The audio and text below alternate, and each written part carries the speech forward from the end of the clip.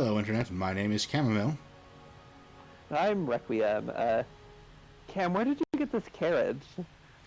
Because I could not stop for death, he kindly stopped for me, which was his first mistake. Now, if you look over the back there, you may distantly be able to see a dark-robed figure sort of sprinting after us. It's probably fine. I mean, we had to get some kind of... I mean, it's not a car, but we're not walking all the way to Little Rock, right? Yeah. Mother Hunger never got back to me with that forest worm I asked her for.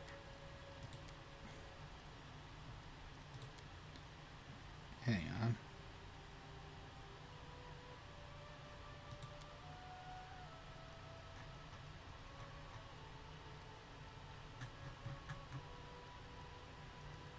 Oh, I gotta tell Keston of Tartuccio's fate. Okay. There's some kind of quest at Oleg still that we have to take care of.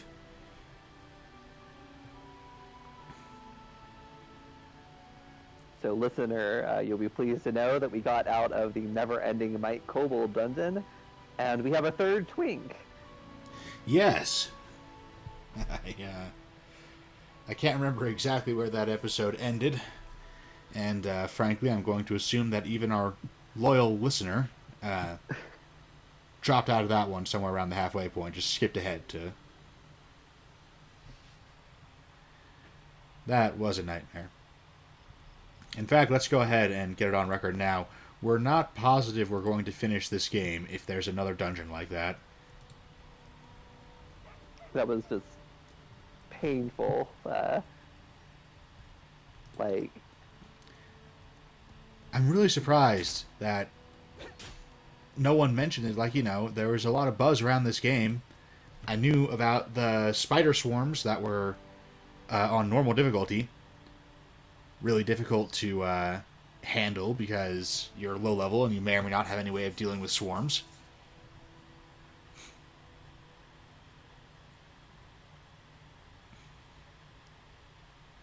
yeah, and you're playing on easy baby mode, so it shouldn't have been that difficult. But I think it will be good enough for Jemima. Take this as a reward for your help. I'll send word to Restov and let them consider how they might return the favor. Once again, I thank you for your help. I'm hoping it was like, it's just that one thing, and they're not going to be that bad as we go on. Right. Fight off any bandits should they return. Good luck in all your plans and endeavors. Like,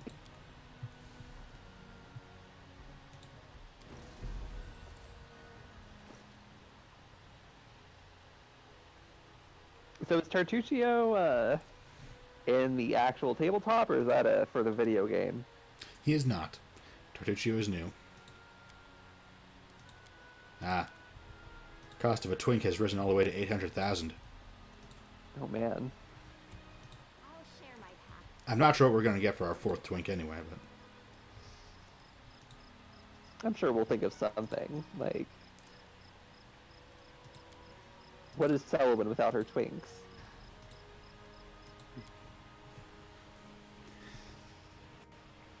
We do have Blevin, the twink mastiff.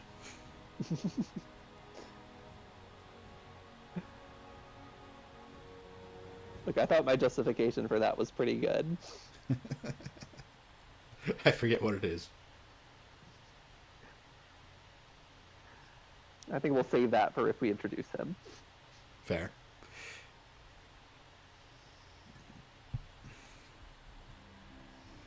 All right.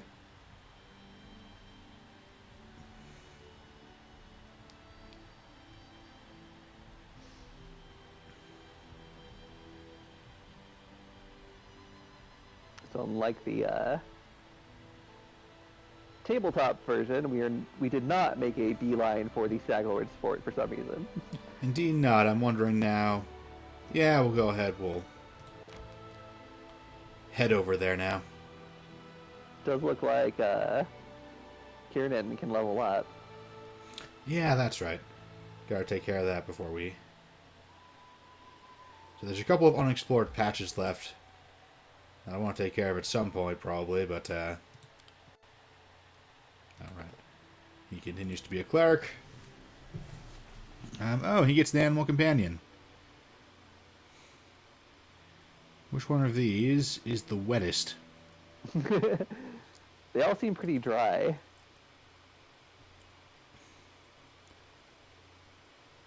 Gonna go with a monitor lizard, at least it's a reptile. That's fair.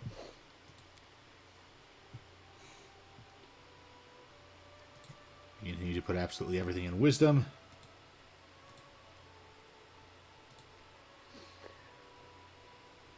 We still need to find some armor that is shirtless.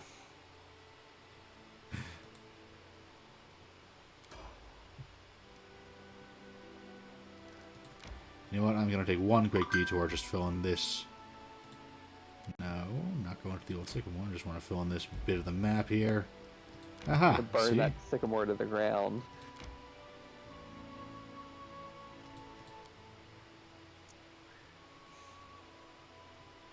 Hey, you know what?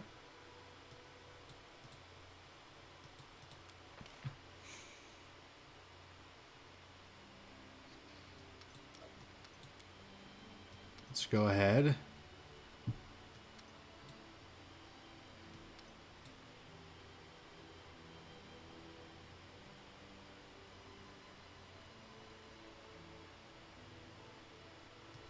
Ashlan is a fantastic cook. Nice. When he sings to the food, Princeton Gray is a pretty good guard. Kiernan is quite the hunter.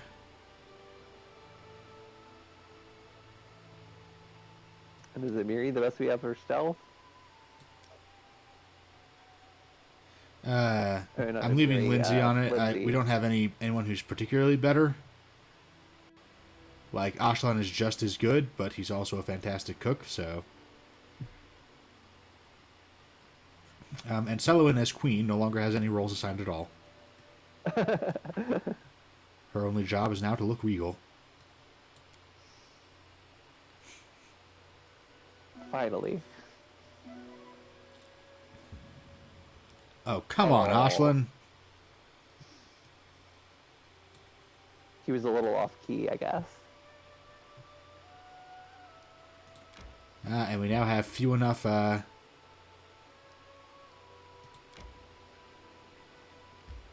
preset characters in the party that they are no longer having little conversations with each other. Which are a good idea in practice, but not a huge fan of the pre-gen characters, so... Dragon Age was always pretty good with the inter-party banter and it not feeling repetitive, but the pacing for this one has not been amazing. I think Lindsay is kind of fun. Amiri is like rote but acceptable. How cute! In fairness, I haven't seen enough of like Octavia or Octavia's friend, the half-orc that we found with her. What troubles you? Also, Valerie, I don't understand why Valerie did not join our party. Not that It's just not my lucky not that we day. were going to use her. Yeah, I mean, it would have been nice just to have her. Something. Well, You just for okay, you buddy? to see how stats Adventurous calls were. Applause, please. She's a really high charisma and cannot be a paladin.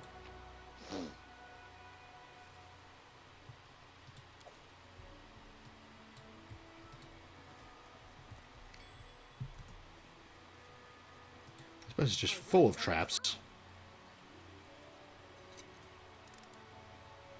Applause, please. Is this a side area or is this stag lord? This is a side area, so Okay. This is my I am time to shine. Just let it going be. through and trying to catch a couple of side areas remaining before we move on. I'm sorry. You see that?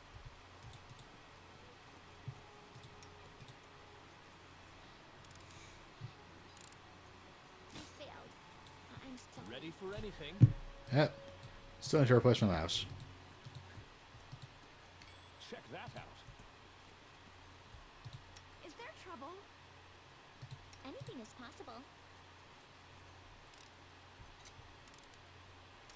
not my lucky day. We'll try again. Applause, please. So like with most of these, the trap has either been disarmed or been triggered, but with that one, I'll share my path.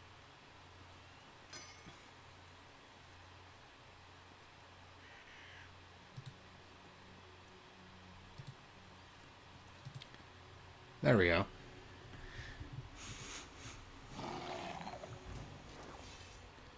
Oh, hey, what are you? Some kind of rat person. It's a were-rat.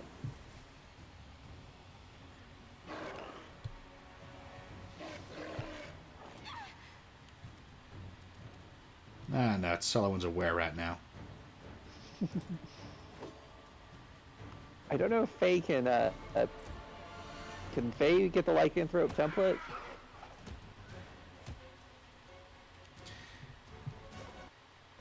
I don't think so, but Sullivan is not technically speaking a Fae. Not in this version. All right. Don't ASMR count as outsiders? They might. And that was sort of the idea of behind making Sullivan an ASMR was that, you know, she's an ASMR of the Feywild.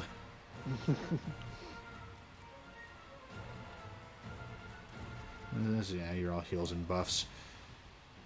This should do it. The only thing about ASMR in Pathfinder is like there was a perfect opportunity because like there was no reason for ASMR to not just be an equivalent of any other race. As is, they're like a little bit stronger, but you could very easily tone that down a little. And for whatever reason, in Pathfinder, they decided not to do that. They kept it basically like First Edition, where they are slightly stronger than the average race. And it's like what it ends up doing is ASMR is ASMR is the power gamer option because it's the most powerful race that your DM is going to let you play.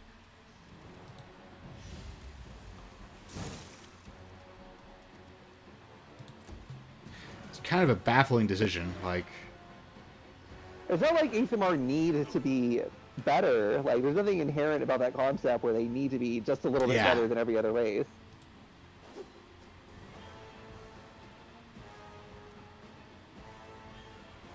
Like, honestly, like, just make their type humanoid, native outsider, and then give them some sort of stat penalty in addition to the stat bonuses they have.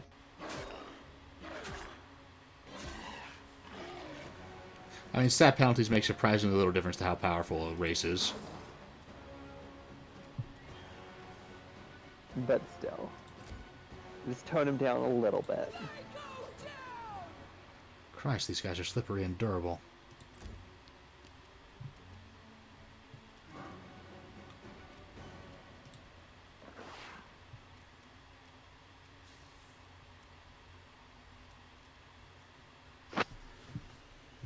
Is got a cure spell in here somewhere.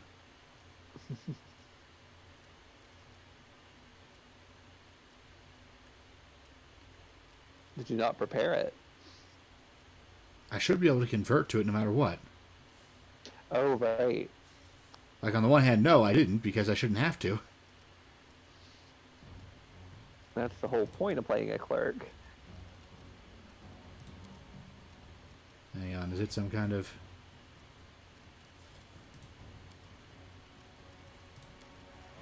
I'll bet it's some weird special ability.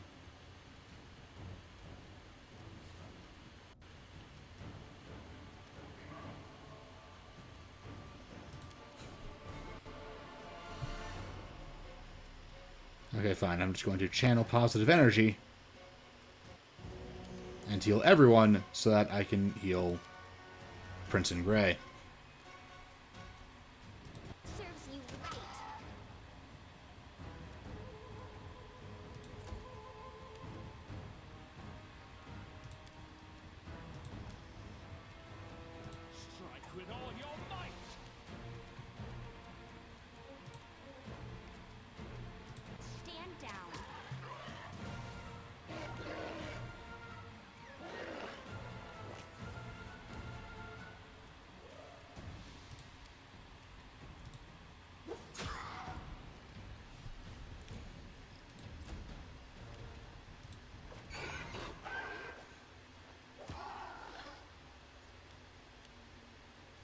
Yeah, these guys have real good AC. And they have damage reduction. Yeah. They're taking forever to get through here. Ah, finally got one. I think he just tripped it. Oh, is that... Because Yeah. there's 3 were rats and one of them just sort of grayed out, so I think he's just tripped. Yep, he's still got some health left. A calculated risk. Okay, this guy's AC Kieran. 12. Why are we missing this often? You deserved it. Guys, we are level 4. This is embarrassing. Okay, so 11 isn't, 11 and 12 and stuff isn't his AC. It's what we need to roll on the die. That makes a little bit more sense, but still.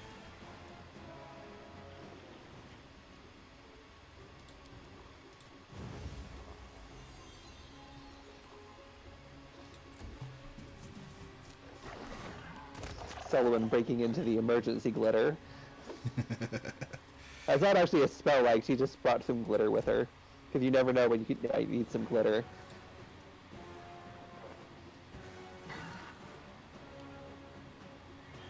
You ever watch 30 Rock? I have not. There's this one episode. How many attacks is he gonna get? About a few. There's this one episode where one of the characters, Jenna, gets an entourage, complete with a couple of sarcastic gay guys, and Jenna's relationship to her entourage is basically what I imagine Sullivan's relationship to the Twinks is. Like, I wish I could find a clip of it. There's this one part where Jenna has figured out some sort of scheme that is going on. No, she hasn't. She's about to fall for the scheme, and her one gay entourage member, she's like, Jenna, I don't even have time to... I'm too tired to explain to you what's going on, so I'm just going to make a face and I'll let you interpret it. And she's, from his face, able to exactly interpret what the scheme is. Sounds about right.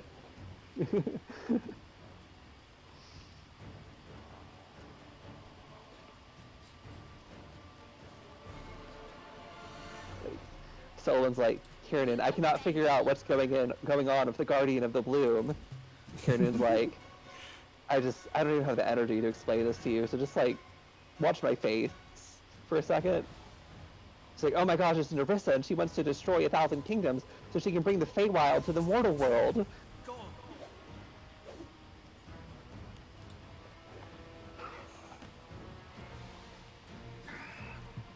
Oh my god. So what I'm getting from this is Zeke should have been a were-rat.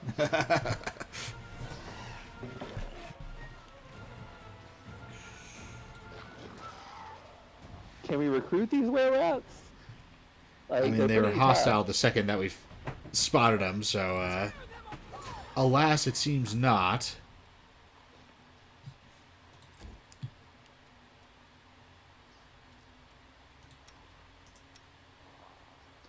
And according to Mother Thor's crystal ball, you open the actions bar and spells that can be converted have a little arrow at the top. Click it and see what spell you can convert it to. So that little arrow at the top of the ones on the left. Go on the actual spell bar. The action bar there, okay. Let's see, what do I definitely not need?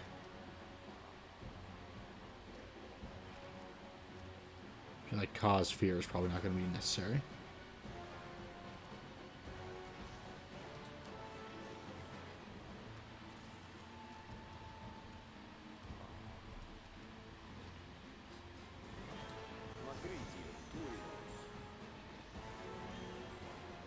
There we go. It's not a very intuitive UI.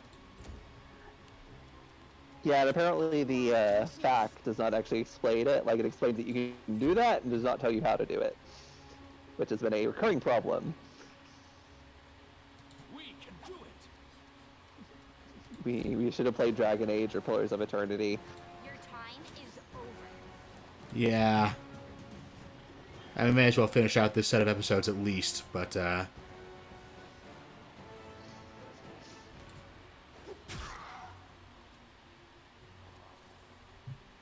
It just seemed so appropriate. yeah, I mean...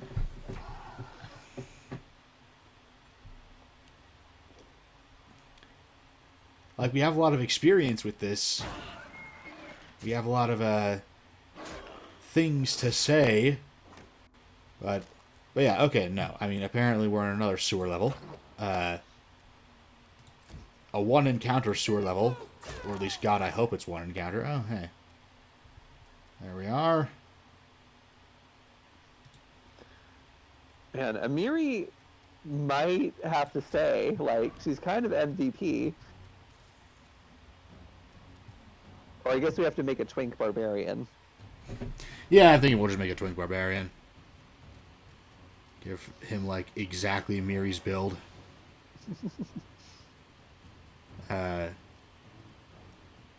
just call him Twink Conan.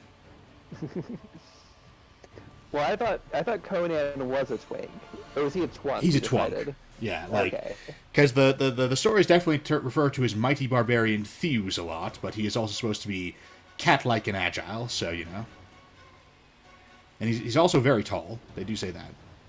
Like, he's not nearly as big as he's usually depicted, but he's not small either. I mean, a twink can be tall. I don't think height really factors in. It's true, but, like, he definitely doesn't strike me as a bean pole type. Right. Which, like, if he's tall and also real skinny, then, you know, he starts to get a Pumpkin King kind of look there.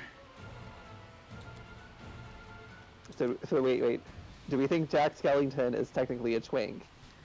I mean, I think he might be one of those things where he's, like, so far into the twink that he's, like, off the triangle.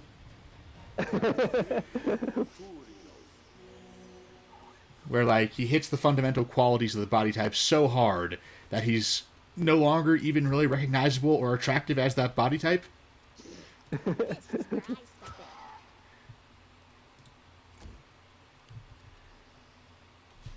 It's like the one avatar of the flesh in Magnus Archives. He was technically a hunk. Like, right. He's nothing but muscle.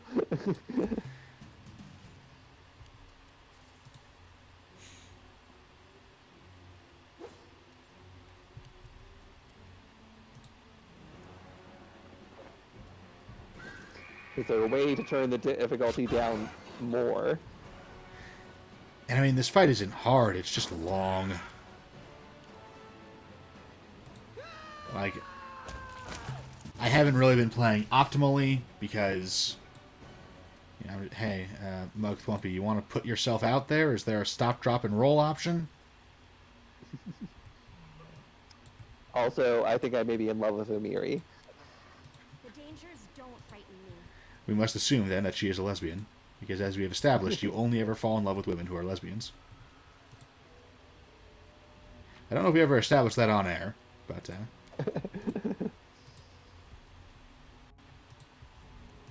Was that the whole thing? Looks like, which... I mean, in theory, you know, a tough little encounter that gives you a bit of treasure is not a bad thing to have as a little side mission.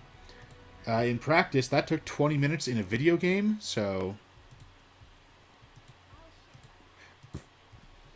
Like, this is kind of a cool idea for a side encounter. These were-rats have this lair, they've trapped the hell out of it. It would be nice if they had a bit more personality, but it's a minor little side encounter, so if it had, you know, gone by in 5 minutes, I wouldn't have complained about that. But, I've heard, I will put out there, I have heard the difficulty drops as you continue. that is... So potentially if we can... That's a common problem, the reverse difficulty curve with RPGs. Is that, you know, So if they start you out at level 1, which means your stats are as close to as low as they can be, which means it's hard to have enemies who are much weaker than you, especially a variety of them.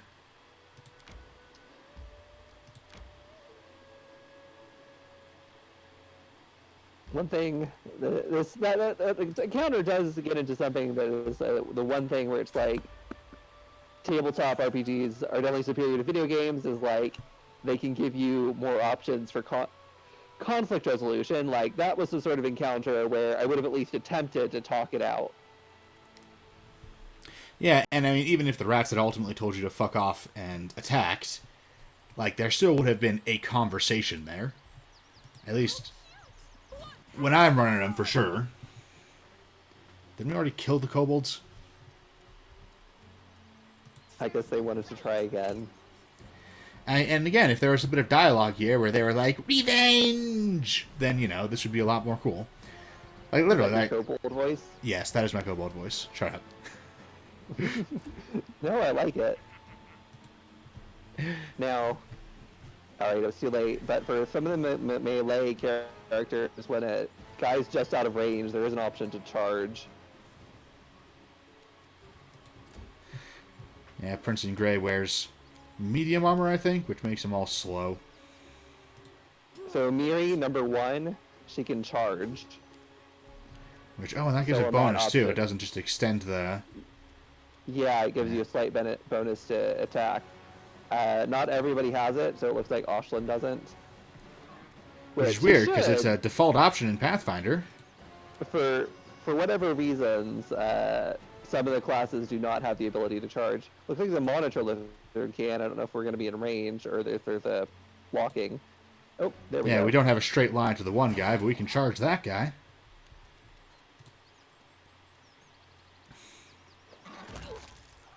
I wonder if we can respect Mugthwumpy into a centipede. Because, like, that's clearly not a Leonora. Right. Stand down. So we might as well... Like, I feel like Mugthwumpy would be, like, the centipede. You offend me. This will hurt. So I do like how Sullivan is constantly saying how cute. Because I do feel like that was, again, is her in-character opinion on, like, 90% of the things in the mortal world. Yeah, no. The voice absolutely nailed it. That carefree voice. My time. Shockingly accurate for Selwyn. She's very Ariel when she first turns into a person and doesn't know what all the human things do except can talk. When she first turns into a person, as opposed to those subhuman mermaid filth.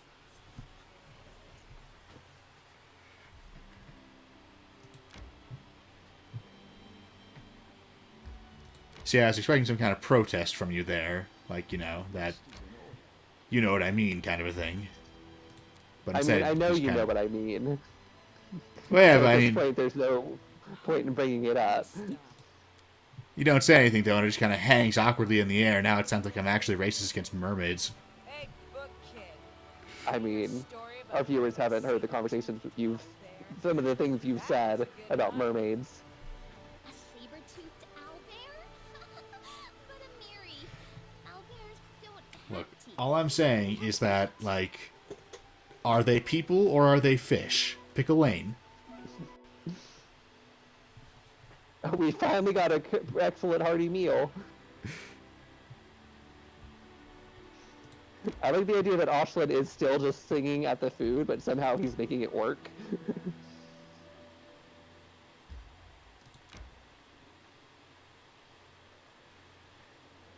It's because Solomon's trying to do a Disney princess routine, but that only works in the Feywild. Out here in the real world, you know, you gotta sing like tavern songs. The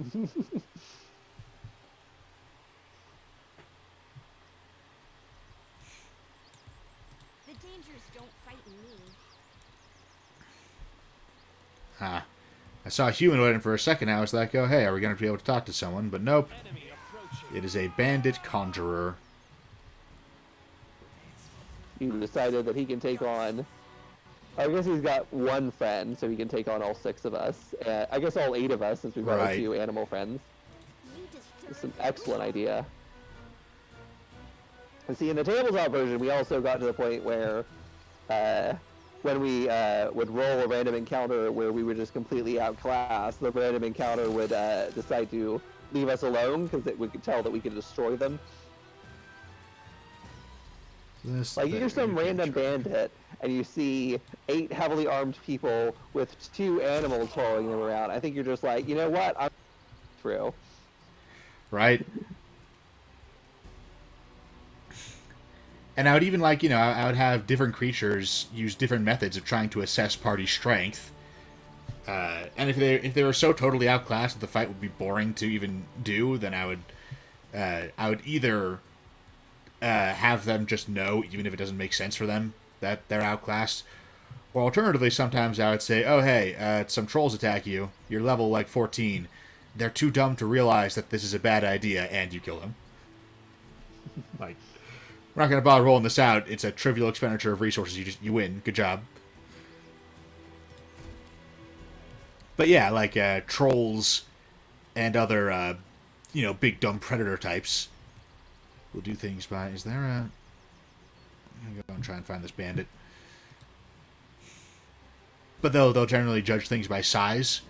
So if everyone is medium size and they're large, then so long as they have similar numbers, they'll generally feel pretty confident, even if they really, really shouldn't be. There you are. Okay, so there were 3 guys, counting the summoned wolf. Is that... No, that's Cure Light Wounds. You can't charge. Alright, fine. Begin singing.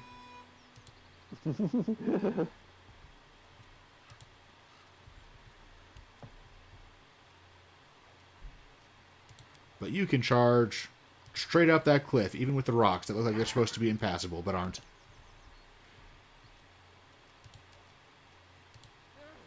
Ah. Doing it wrong. Spell is flawed. I mean, it's kind of weird that she says that when she wasn't trying to use a magic item, but I do find it kind of funny that she has a thing where she complains about how the spell is broken, not her. She's not doing it wrong. There's got to be a hotkey for selecting all party members, right? Yeah. Is it just A? Do you see the toolbar on the left corner? Yeah. So up, up, up. To the right. Oh, there we Select go. all Select all characters. characters. Or backspace. Okay.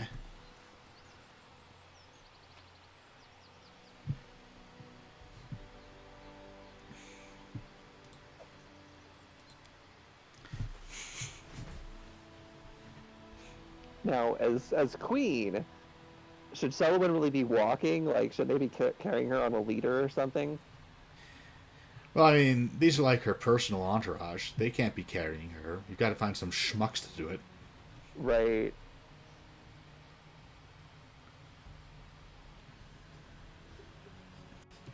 And I mean, I think Selwyn has come to embrace the flaws and limitations of the mortal world, which is that it sometimes takes days or even weeks to be, personally carried about as queen.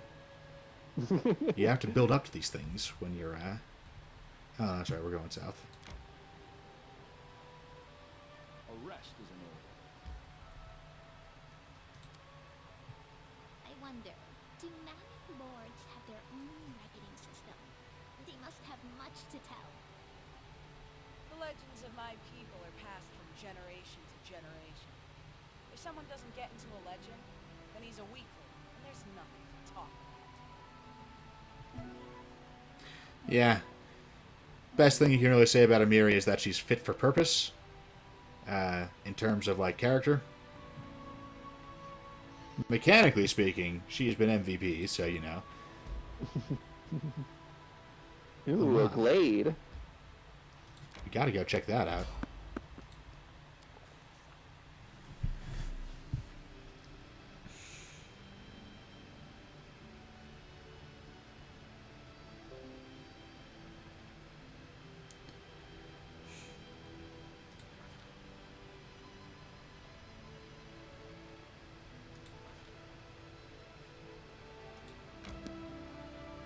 All Okay, right. but if I just try again, then... Yeah, no, okay, this is a barrier.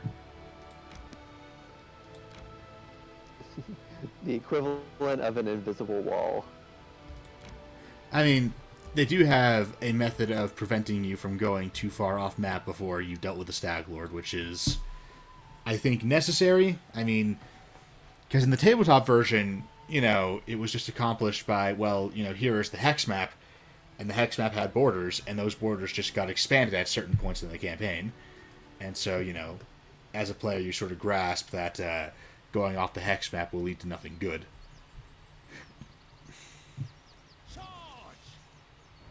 Oh, hey. These don't look like the, what were they, Australian monsters? The thylacine? I think Yeah. they're just wolves. These are just wolves? They look dire, but it does just say wolf. Like, I realize wolves are supposed to be Wolf from medium Silent creatures, Pack. but So who is silent? no goddamn clue. But they're not going to like us very much when we finish killing all their wolves. Let's try this way.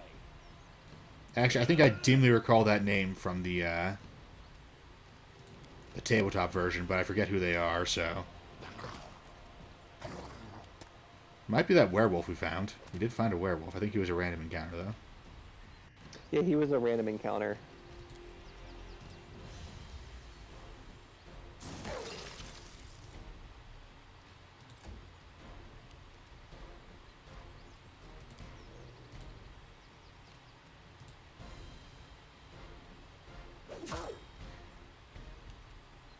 That charge is super useful. Can I... Okay. The elk doesn't have any charges lined up. No straight lines.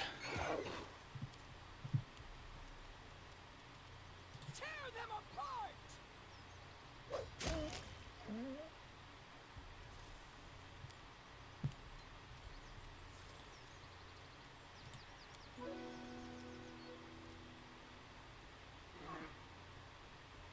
So hang on, that's inspire competence. I need to inspire courage. Oh well. I'll have Ashlan do inspire courage. Everyone knows you can only be courageous or competent. Well, I mean, I think it's fair that a bard can only do one or the other at the same time. With, you know, maybe as a higher level effect, you can start spinning songs together that do multiple things at once. In fact, I'm pretty sure that's how the Beguiler's aspect of inspiration works. I believe harmony is the name of the thing that lets you, This should do it. But you should talk about the aspect classes.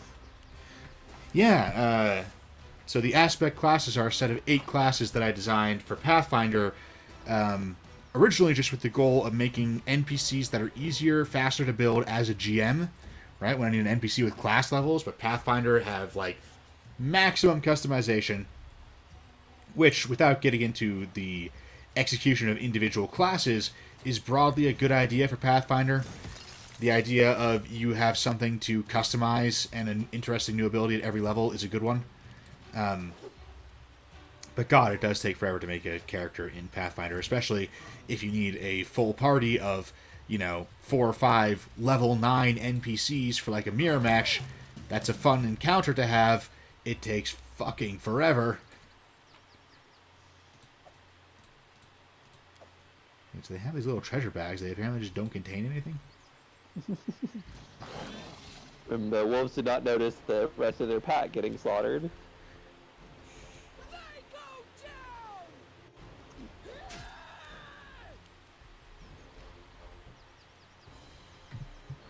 down! Alright, looks like Inspire is still running though, so... It is time to be dashing! As I recall, there's a elementalist, necromancer, beguiler. Elementalist, Necromancer, Beguiler, Disciple, Warrior, Assassin. I'm missing 2. Hunter. And There's the tinkerer one. I don't know what you Artificer. call it. That's what it was called. But yes, each one has 3 aspects that can be arranged in from primary, secondary to tertiary, which means each one counts as like 2.5 classes, sort of. Just because, for example, the aspect Necromancer has the aspect of the vampire, the aspect of the ghoul, and the aspect of the wraith. Someone who is a primary wraith and tertiary ghoul is going to be very different from someone who is primary ghoul and tertiary wraith. Swapping your primary and secondary around doesn't make as much difference, but yeah. Your time is over. So probably the best example of this is like the most familiar example to people who know D&D stuff. The Aspect Disciple, right? That is the contact with outsiders type person. It covers Celestials, Fiends, and Fae. And its aspects are smiting, healing, and communing. So, if your primary aspect is smiting and your secondary aspect is healing, then you are like a standard paladin. If your primary aspect is healing and your secondary is communing, which would leave smiting for tertiary, then you're basically a standard cleric. That kind of thing. But, yeah. Each one of them is very, very self-contained. You do get, one thing that was important to me is that you get an interesting new power at every single level, but there's very few customization options. Everything is just built in, which means it's real hard to fuck it up.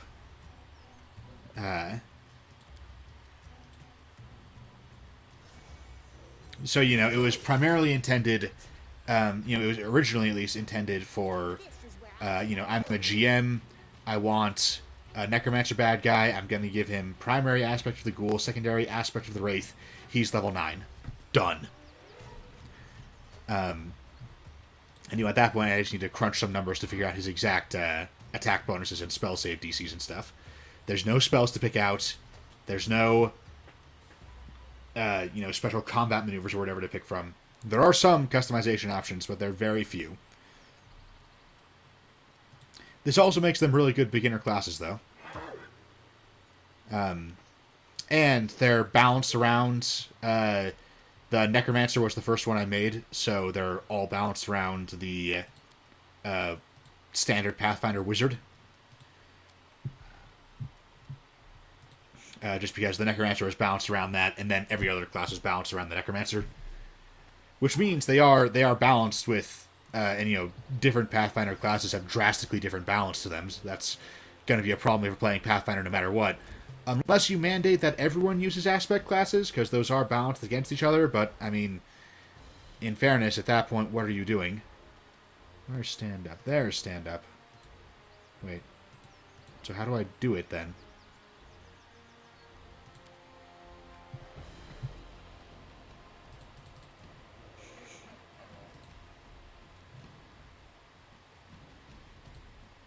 Where's the stand-up option?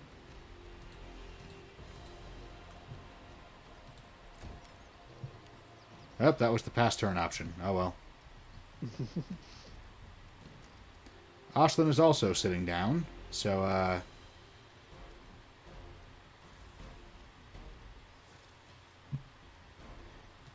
See, there's an obvious way to do this. I should just be able to click on the stand-up button that they've It's made not doing here. anything? It is not.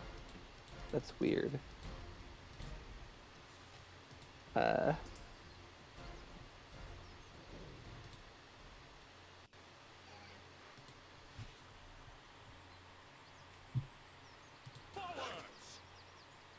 Okay.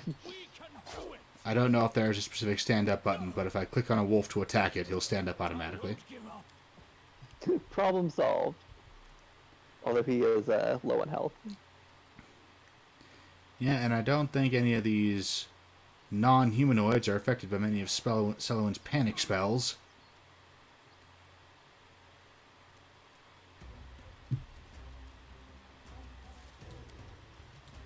Now, Karen will just have to come bail him out.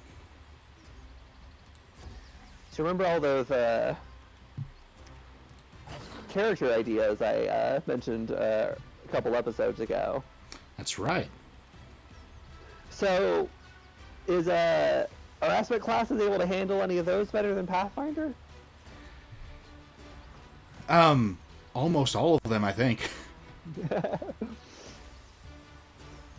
In, 1/10 of the time, because I developed them over the course of about a year. Which, I realize sounds like terribly arrogant boasting, but look, the facts don't lie. The Artificer, we had the Artificer. The, Yep. Artificer... Sorceress, I believe the idea was that you wanted to make golems with it. That was like the... Yeah. So yeah, there's an aspect of golems and it does take you until like, I think level 5 gets you basic golems, but it's not until like level 9 that you start getting into real serious ones. But I mean, golems are powerful, so I'm okay with that. And the Artificer gets all kinds of cool tricks with magic armor before that. So, it was an important goal to me that all of these classes be really cool at every level. Yeah. But, it's also important that they get cooler as time goes on, so... Oh, I have run out of Inspired Courage. Let's fix that. So yeah, Artificer. I think we can safely say that one is met.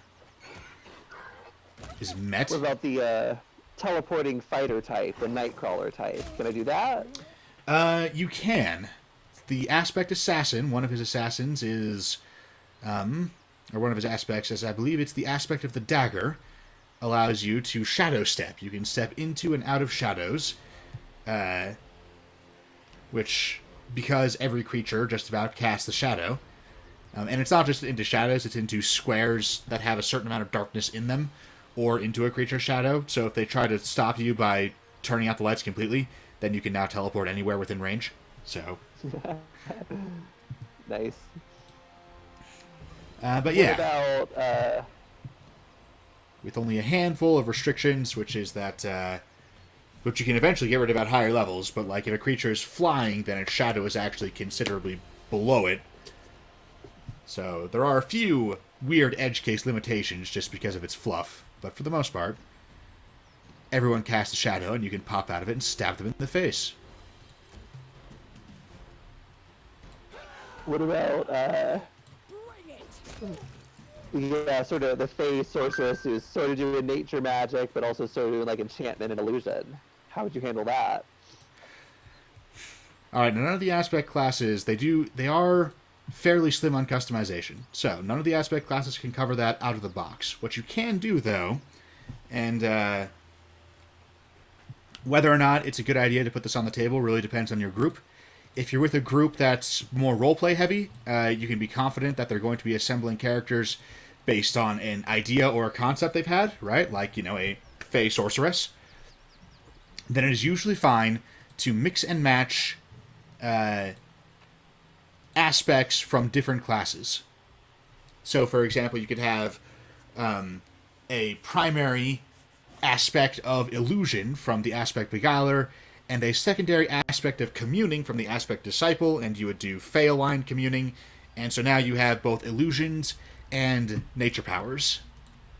Like druidy kind of spells.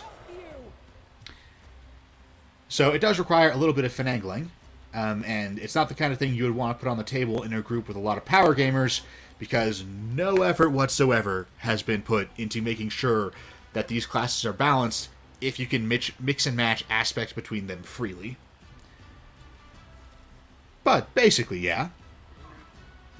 Like, it is a little bit of special pleading here, but you can make it work.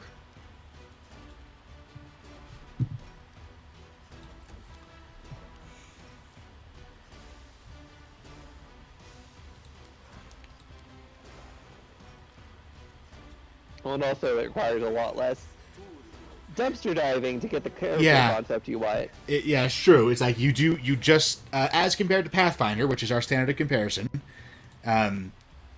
you just need the 8 classes that are, that would basically be in the core book if I were making these in a core book.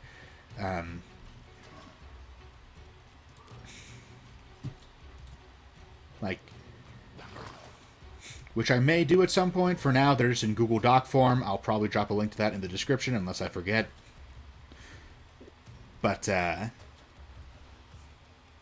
am hoping to get them in print at some point. But I am really concerned. I don't think there's a whole lot of market for Pathfinder supplements at this point. Whether it's Pathfinder 1 or 2, the fandom is broken, and so neither half can really support a Kickstarter by anyone who isn't a really big name right now. Yeah. Pathfinder's kind of destroyed itself with 2nd edition. I mean, a lot of people are still hopeful the fandom will eventually consolidate around one or the other. I'm not personally optimistic that that's actually going to happen, but it's definitely not impossible. So, Like I would not do Pathfinder Second Edition just because like if I'm going to learn at this point, I might as well just go to 5e, which will give me Right. access to a lot more games. Like the thing that would get me to learn Second Edition if I'm able to do like characters I wanted to do, but it's like no, or if the mechanics are better, it's like it doesn't really seem like the mechanics are better, and they're more restrictive on characters.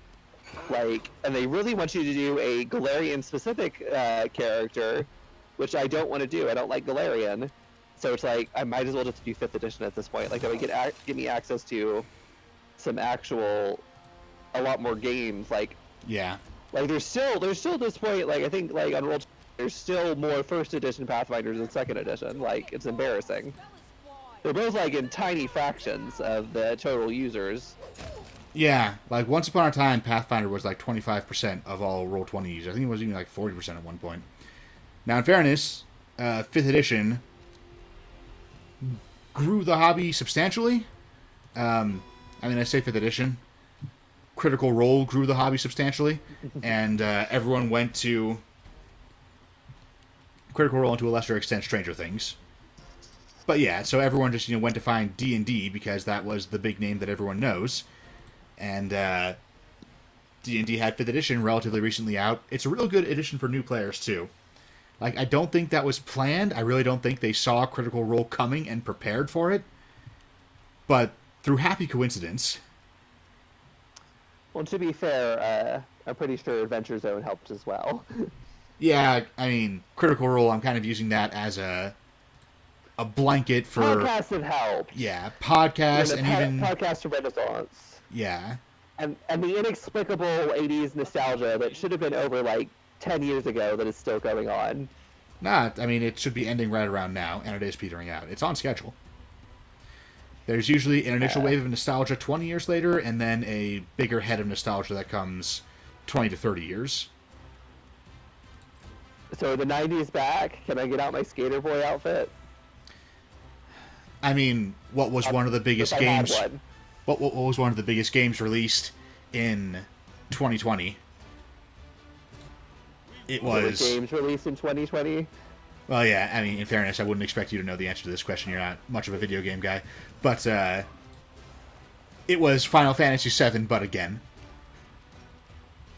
Which was, one of the most popular games of the 90s. I was aware of that, but I just completely forgot the concept of being a 90s thing. Like, yeah, like, I'm sure you had heard of it, but it is, in retrospect, yeah, you're not immediately going to make this connection, are you? Yeah, and there's a lot of stuff like that. Like, stuff that came out in the 90s is totally coming back. For whatever reason, it doesn't, like, no one is thinking of it as 90s stuff, but it's still happening. The 90s, I really think, is just not that interesting of a decade. Like, the Cold War is over, so we're gonna kill some wolf cubs. I mean, I guess so. I don't have a goddamn clue what we're doing, but if they're hostile, then we're gonna kill them. Like, the Cold War is over, America seems like it's unchallenged in the world, our position is secured, the crime wave is ending. We're getting the internet, but we're just getting sort of like, we have not hit the negative aspects of it yet. We're in an economic boom. We have a relatively, like, we have a Democratic president, not like the most liberal one, but we do have a more left-wing than we've had in the past. Like, things look like they were on the upswing. And I feel like that makes the 90s just, as a decade, a lot less interesting. Like, you look at some of the culture that comes out of the 90s, even like the good stuff, like Fight Club is a really good novel, but one of the ideas is like, oh, we don't have a war, and now we have a forever war. Yeah, Fight Club definitely had interesting things to say about the American culture of its time, but times have changed, and it is kind of just stuck in a very specific situation that no longer applies to anyone.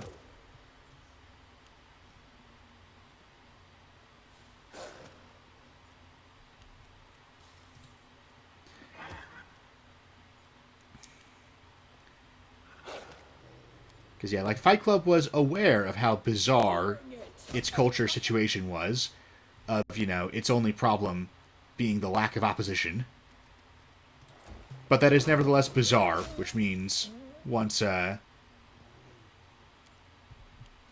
bizarre situation has changed, everything from the 90s does, or everything from the 90s that commented on that at least, does immediately become unrelatable. I remember I looked through this at one point, and you know, I don't have it in front of me anymore, but I looked up, like, you know, best 90s movies, best 90s video games, and, like, half of them are getting remade. Our culture definitely does have a problem where instead of doing, like, you know, like Happy Days or That 70s Show, where, you know, you create new media that's set in the decade, we are now just remaking media from that decade. But we are remaking media from that decade. And we have been for a while. Like, 90s nostalgia is entering its peak period right now. It's just... So we're gonna get a live action The Nightmare Before Christmas remake at some point. I mean, we've already had live action Power Rangers and reboots, so... If we can do reboot, I feel like nothing's off the table. Okay, see, the wolves in here seem to, like, be able to figure out that, their packmates are being slaughtered and come running. Let's try this I think it helps that I'm killing children. Oh, we could get a Spawn remake.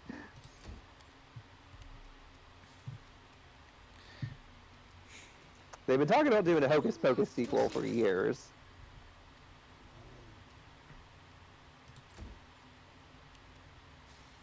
That is the best Disney made-for-TV movie that they decided to release in theaters. I didn't realize it was released in theaters. I thought it was actually made for TV. It was, but they decided the script was good enough that they decided to release it in theaters, and like it's not amazing as a theatrical release. It's like it is legitimately, I would say, the best made-for-TV Disney movie. Right. Also, a surprising amount of virginity talk for a 90s Disney movie. Stand down.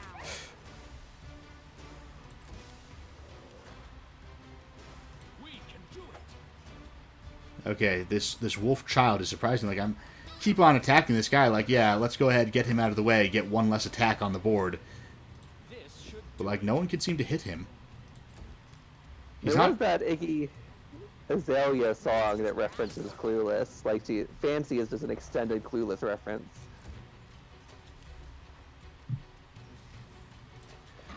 I have no idea.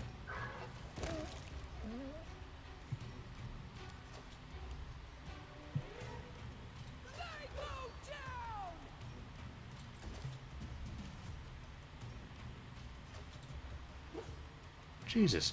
They only need like a 7 or an 8 to hit him. Are you guys rolling D12s by accident? You offend me. Although even that should be able to hit more often than this. strike with all your might. There. We won't falter. Look, game, if you didn't want me to kill children, then you shouldn't have made them hostile to me. A calculated risk.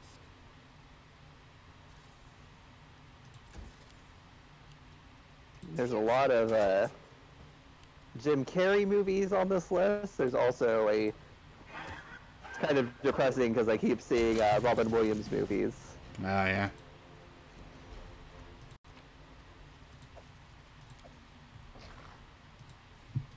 I'll share my. A lot of Michael Myers.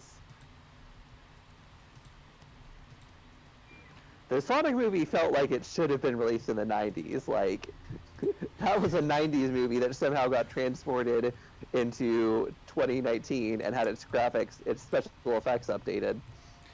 I mean, not updated that much, though. Definitely felt like it was guys from the 90s who were sat down at a 2019 computer. You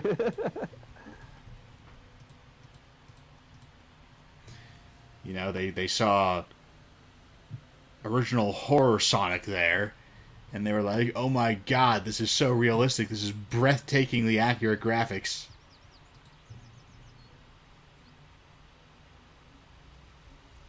It's It's not a weird thing, is that they don't have nearly enough exits to these little random encounters.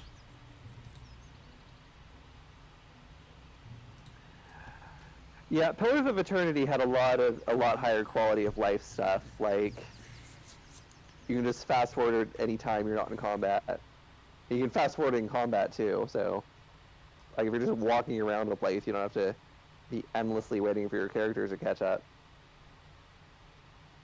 I wish we could write our mercenaries little stories. So much. And I feel like this game does have a really unintuitive UI. Is there an option for that we're just missing?